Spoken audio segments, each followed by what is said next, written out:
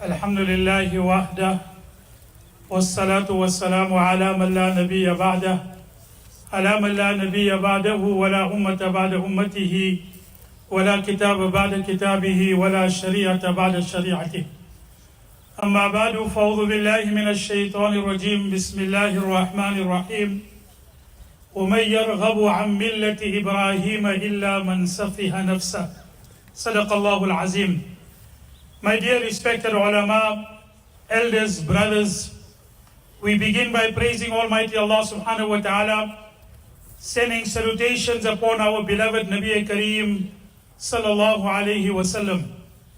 We thank Allah ta'ala that He has given us the opportunity to gather on this Mubarak, on this blessed, on this joyous day of Eid.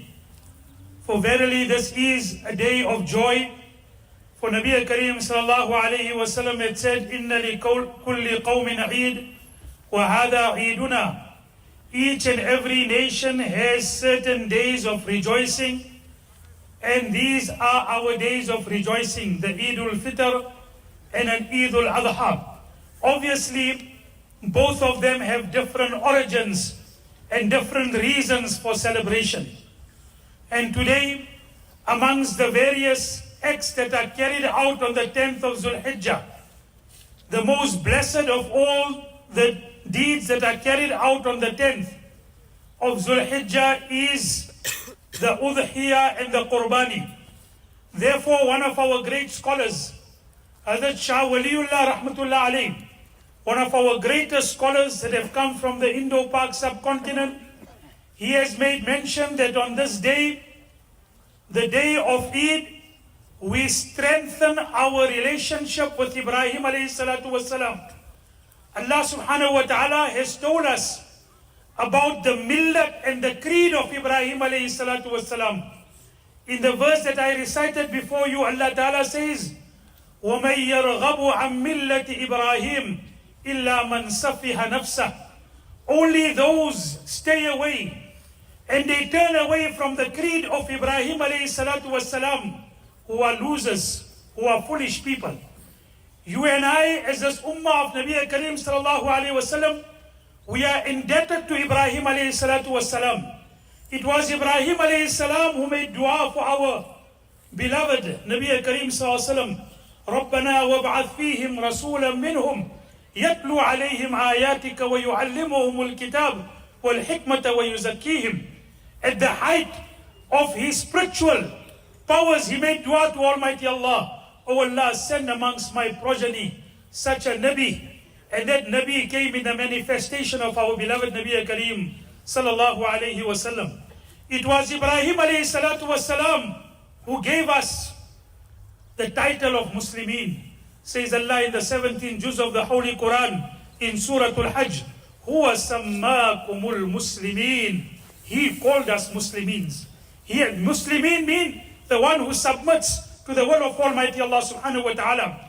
And therefore you and I, we reciprocate the favors of Ibrahim alayhi salatu wasalam.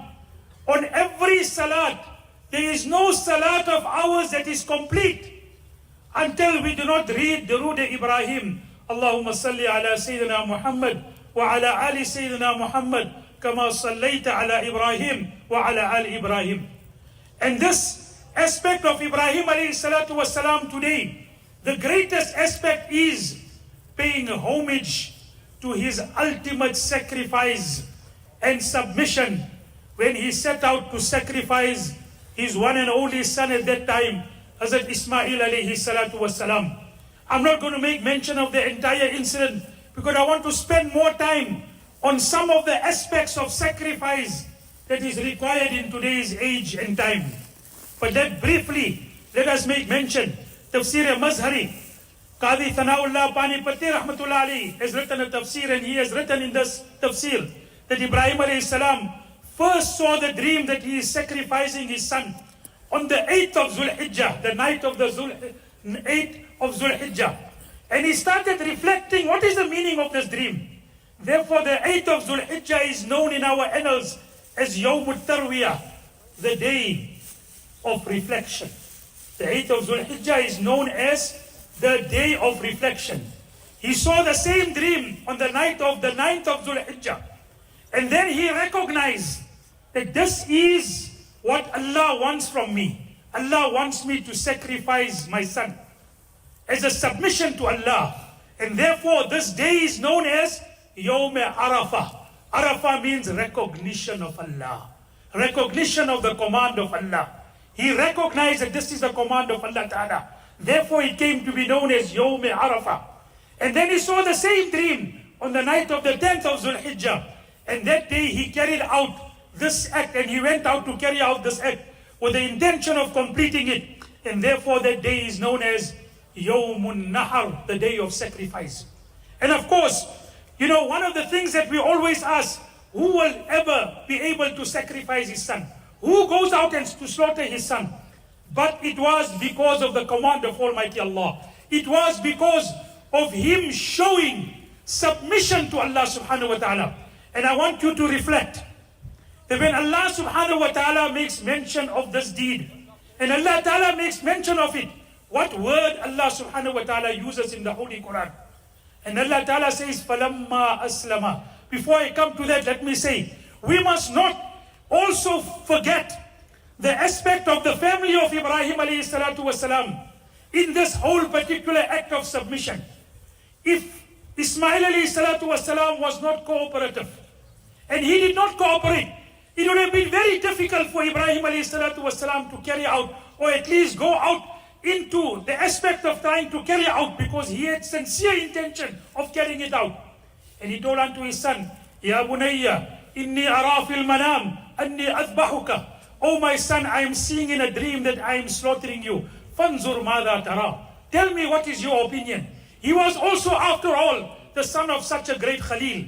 He said, is this the command of Almighty Allah? And he said, yes, it's a command of Almighty Allah. He said, if alma tu'mar, go and do what you have been commanded. Satajiduni, insha'Allah. He did not show pride even in such a time. Today we read 2 rakats extra namaz. We feel we have done a favor to Allah subhanahu wa ta'ala. What did Ismail alayhi salatu wasalam, going out to carry such an act of submission, what did he say? He did not say, I will be so pious, I will do it. Do what you want to do. Inshallah, you will find me to be amongst those who persevere, who make sabr. It was part of that. We also acknowledge his submission. We also acknowledge the submission of Hajar, the wife of Ibrahim alayhi salatu wasalam. She also had great amount of sacrifice. Ibrahim alayhi salatu wasalam left her in a barren desert. And he went away by the command of Allah without telling her. Allah Ta'ala said, leave them and go away. And as he was leaving, she was obviously worried. I'm here in a barren desert, no vegetation, no food, no water. What am I going to do? And she saw him leaving and she said, Allahu amaraka bihada. Did Allah command you to do this? The word is not Allah, Allah. Allah means istifham, question. And Allah has used this in the end of the 19th supara. Allahu khayrun amma yushrikun. Is not Allah there. Allah. We are supposed to pull it. Is Allah better? Or is the many idols you worship better? Allahu amaraka bihada. Did Allah command you? And he nodded in the affirmative. And he said, and she said, if Allah commanded you, then He will not lose us. He will take care of us. So, and of course, it's not part of following Ibrahim alayhi salam that you're going to leave your wife in the desert. Just remember that. That is not part of it. That is what they were commanded. That was the wahy of Almighty Allah subhanahu wa ta'ala. And then, I was just making mention of the point. What did Allah use? What words did Allah use when both the son and father were ready to carry out this act? فَلَمَّا أَسْلَمَا. When both of them submitted. Brother, submission is a very, very required attribute in our religion. It comes even before amal. It comes even before doing any deed. And what does Allah Ta'ala say? سَمِعْنَا وَأَطَعْنَا. Our imams read it after every salat. What does it mean? Oh Allah, I have submitted to your command. And inshallah, now I will act. First submission, then act. And without submission, we will not be able to have faith. In Iman and Mujmal, when we were small, we read in our madrasas, And may Allah Ta'ala reward our ustads, they made us learn it properly. And if we didn't, we had to bear the consequences. And what did we say in our Iman Mujmal? وَقَبِلْتُ جَمِيعَ أَحْكَامِ. Oh Allah, I accept all of your commands. Oh Allah, I accept all of your commands. Whether I practice upon it or not, that's a different, and it's a next step. But the first step is, I accept every one of your commands. And brothers, that is the basis of our religion, submission. Remember one thing, freedom and submission are two poles apart. One is freedom to have freedom to move wherever you want, freedom to be, have freedom in your the aspect of going to wherever you want, freedom of religion, freedom of association. It's a very great ni'mat of Allah Ta'ala. Hazrat Umar radiallahu ta'ala said, in a particular occasion, in a particular context, what did he say? He said, since when have you enslaved people? When Allah made them and gave birth to them when they are free. To be free in that sense is a very great ni'mat of Allah Ta'ala. Never regard that ni'mat as light and insignificant. Ask those countries in the world where people don't have that freedom. To have that freedom is a great ni'mat of Allah. Umar radiallahu ta'ala anhu acknowledged it and he said, since when have you enslaved people? When Allah Ta'ala created them free. But today sometimes when we look at this aspect, we feel freedom means I got the right to do whatever I want. I got the right to think whatever I want. I got the right to make my own opinions. You might have that right if you are not a Muslim. I can think whatever I want. I can have whatever opinion I want. Maybe you can have that opinion if you are not a Muslim. But if you are a Muslim, you have, by the very nature, when you read the kalima, you have given a commitment that you will submit your will, your actions, your thoughts, your opinions to the command of Almighty Allah subhanahu wa ta'ala. Then you are not free to think whatever you want. You are not free to do whatever you want. Your thoughts, your opinions, your actions have to submit to the command of Almighty Allah. لا يؤمن أحدكم حتى يكون هواه تبعا لما جئت به. None of you is a believer until he subjects his desires, his thoughts and opinion to Almighty Allah subhanahu wa ta'ala and his commands. And that is what Allah subhanahu wa ta'ala makes mention with regard to Ibrahim alayhi salatu wasalam. What did he say? When he was out to command to slaughter his son, who does it? What word Allah used? Aslama. Submit to the command of Allah. Brothers, you and I, we are supposed to have this command of submitting to Allah Ta'ala. And this is what we learn from this action. And this action of Udhiyah and Qurbani is not something to be done by proxy, by sending it out to foreign countries. Remember what I'm going to say. Udhiyah and Qurbani is not an act of charity. It can be used for charitable causes. But the essence of Qurbani, Nabi Karim Sallallahu was asked, Ma hadhihi al-adahi. What is Qurbani? He said, Sunnatu abikum Ibrahim. It is to follow the sunnah of your forefather Ibrahim alayhi salatu wasalam. It can be used for charitable causes, but it is not an act of charity. There are other many virtues of charity which are made mention in the Quran and Hadith. Udhiyah is to submit, to learn submission, to learn sacrifice from the action of Ibrahim alayhi salam. And therefore when Nabi Karim sallallahu alayhi wasallam was asked, what is adahi? He said, Sunnatu abikum Ibrahim, the sunnah of your forefather Ibrahim alayhi salatu wasalam. And brothers, I would just like to go on. I can make mention of the whole incident. But you see, Maulana Abul Hassan Nadwi rahimahullah, one of our great scholars, he went to Pakistan towards the end of his life. And there he gave a talk on sacrifice. You see, today we very glibly and very easily use the word sacrifice. We make a little bit of sacrifice, we feel that we have done tremendously. He said each and every action in our Sharia has got a lineage and it's got an origin. Every act in Sharia has got a lineage and origin. Every masjid that is established in the earth, the lineage and the origin is Kaaba and Baytullah, which Ibrahim alayhi salatu wasalam made the first house of Almighty Allah in this earth. Every educational institute has got an origin and a lineage. Every educational institute, the origin and the lineage goes back to Sufa in Masjid al-Nabawi.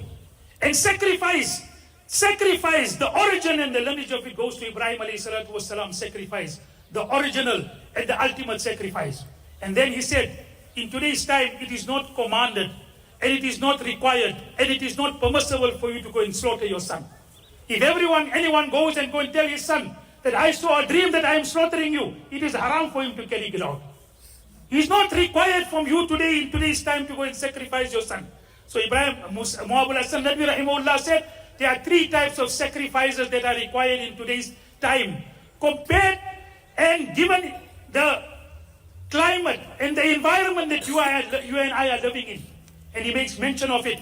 And he said it in Pakistan, a place where over 100,000 people gave their life for an ideal. Pakistan ka matlab kya? La ilaha illallah. They gave their life for an ideal that the country will be ruled according to the Sharia. It did not turn out according to the sacrifice that was made. It's a different matter why it didn't turn out. Allah subhanahu wa ta'ala knows with regard to it. But they gave their sacrifice. In that land, Maulana Abul Hassan Nadwi rahmatullah said, 3 sacrifices required in today's time. One is a sacrifice of Khalid bin Walid radiyallahu ta'ala anhu. Khalid bin Walid, the greatest general not only in Islamic, in human history. Whenever it was known that Khalid is a general of an army, it was taken for granted that particular army is going to win the battle. Not once did he lose any battle in which he was a general. At such a time, with such a general, with the most successful general in the history of mankind, Umar radiallahu anhu writes a letter and gives a command, a proclamation, sends it on the eve of one of the most important battles in the history of Islam. Remove Khalid from being the general, change him and bring Abu Ubaidah ibn Jarrah. Now, Umar radiallahu anhu had a vision. The vision was, everyone was starting to say, if Khalid is in the battle, Muslims are going to win. And it was taking people away from directing their attention to Almighty Allah subhanahu wa ta'ala. That was his vision. And Allah ta'ala in the Holy Quran has made mention of it to such an extent that when Nabi Karim sallallahu alaihi wasallam on Battle of Badr took sand, threw it in the direction of the non-Muslims, and for a moment they were temporarily blinded, which changed the course of the battle. For the first time, doubt came into their mind. Allah Ta'ala, although that action was Nabi Karim sallallahu alaihi wasallam, but Allah Ta'ala also didn't refer it to Nabi sallallahu alaihi wasallam. وَمَا رَمَيْتَ إِذْ رَمَيْتَ وَلَكِنَّ اللَّهَ رَمَى. You didn't bring the effect of that throwing of the sand, but Allah Ta'ala did it. So Umar radiallahu anhu want to say, we will gain victory with or without Khalid. That was his mindset. And then people came to Khalid, you did nothing wrong. You did nothing wrong, why are you removed? Why are you still fighting? He continued fighting, right till the end of his life. And what did he say? He said, since when am I fighting? Since when am I fighting for Umar?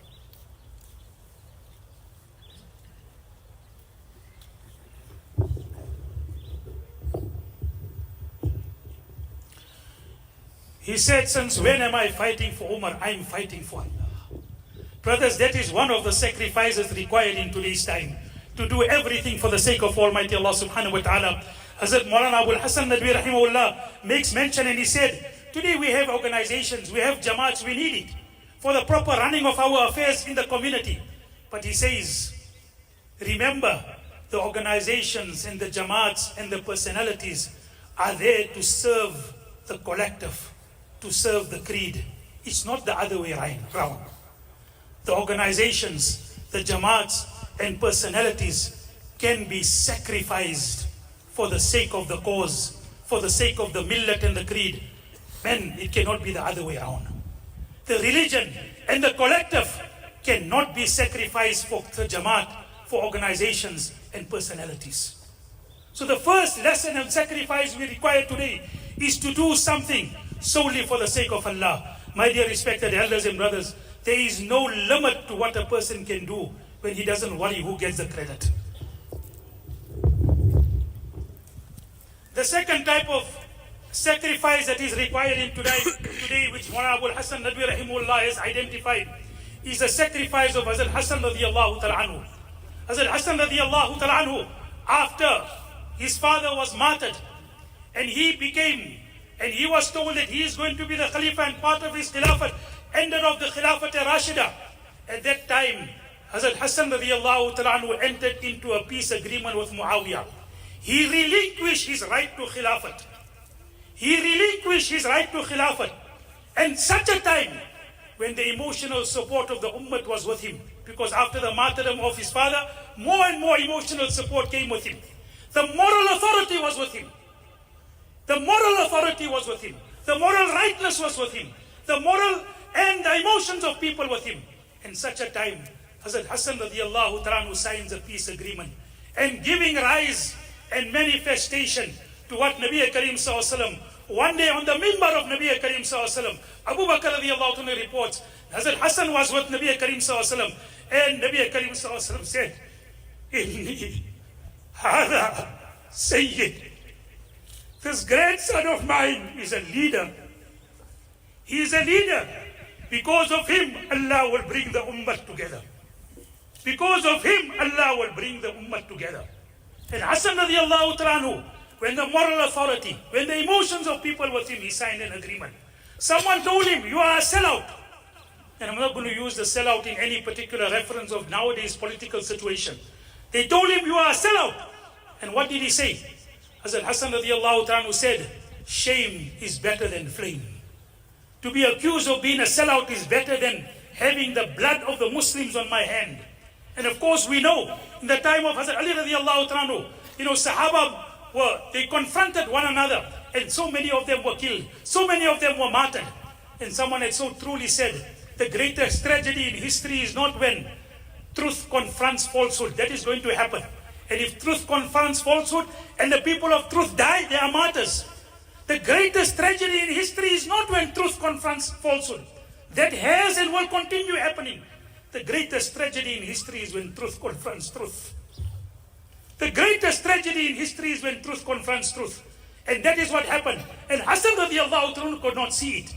And it is made mention that Hazrat Fatima brought Hazrat Hassan and Hussein to Nabi Karim sallallahu alaihi wasallam and said, make dua for my children, O Prophet of Almighty Allah.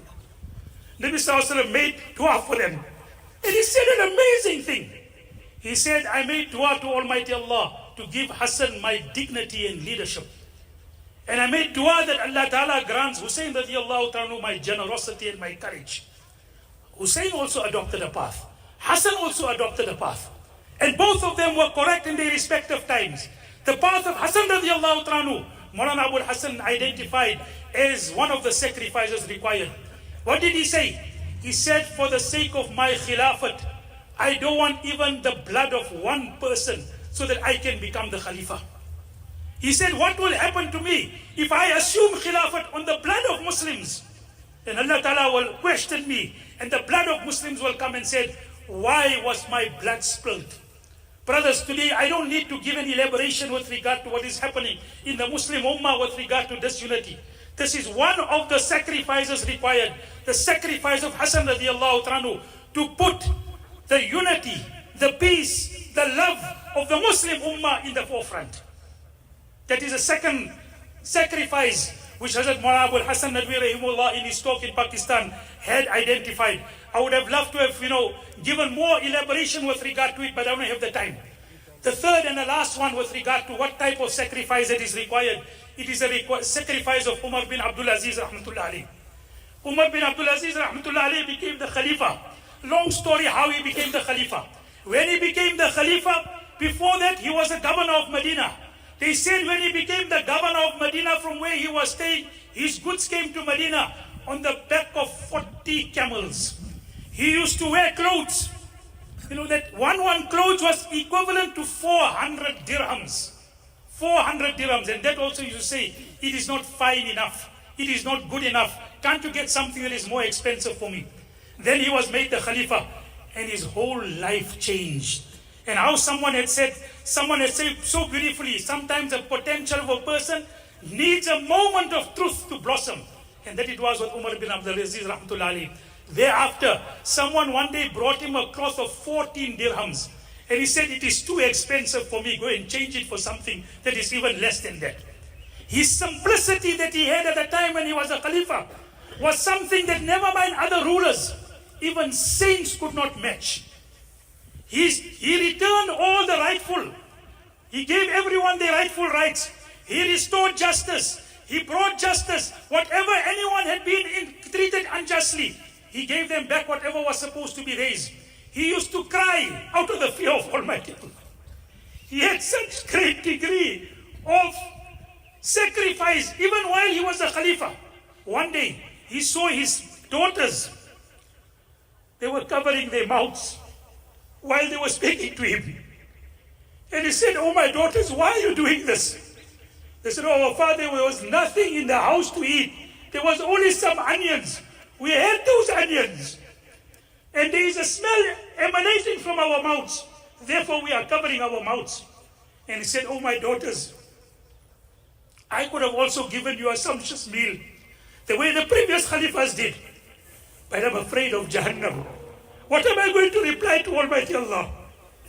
His wife one day saw him weeping. He was weeping profusely. And she said, "Why are you weeping so much?"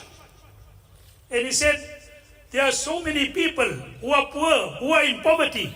I'm the Khalifa. I'm not able to help and assist them.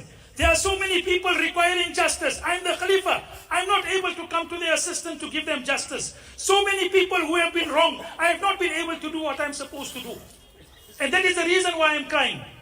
His companion, Yazid bin Hawshab, used to say, when Umar bin Abdul Aziz used to cry out of the fear of Almighty Allah, it seemed as if Jannat and Jahannam was only created for him. That was Umar bin Abdul Aziz, the Khalifa of the time, who had the greatest authority over the entire known world at that time. And he changed his life into one of simplicity, one in which he was worried about the justice and the poverty and the situation of people, one who was worried with regard to how I'm going to account to Almighty Allah subhanahu wa ta'ala. Maulana Abul Hassan Nadwi rahimullah refers to this and said, one of the sacrifices that is required from you and I is to make sacrifice to change our life for the better. Well, look what sacrifice he did from where he came and how he used to be someone who used to be dressed in the best of clothes. And then how he changed his life to simplicity and the fear of Almighty Allah. And the ulama write, the day he was passing away, this ayat was on his lips. تِلْكَ الدَّارُ الْآخِرَةُ نَجْعَلُهَا لِلَّذِينَ لَا يُرِيدُونَ عُلُوًّا فِي الْأَرْضِ وَلَا فَسَادًا. The Akhirat and Jannat we kept for people who do not seek pride and arrogance in this earth and do not seek corruption. It was as if he was a manifestation of that verse and he passed away. Hazrat Maulana Abul Hassan Nadwi rahimahullah writes, he said these are the three types of sacrifice. Keeping in mind, I made mention that the sacrifice of Ibrahim alayhi salam is the origin of all sacrifices. But he said in today's time, according to him, and we share the words of wisdom of such a great scholar, the sacrifice of Khalid bin Walid, to everything for the sake of Allah. Put Allah in front of everything, in front of our ambitions, before any other aspects with regard to our life. Put the commands of Allah and put the sincerity and the pleasure of Allah before us. The sincerity and the sacrifice of Hassan radiallahu anhu in bringing the ummah together, and the sacrifice of Umar bin Abdul Aziz rahmatullah alayhi in changing our life. May Allah Ta'ala give you an tawfiq of understanding. Wa akhiru da'wana alhamdulillah.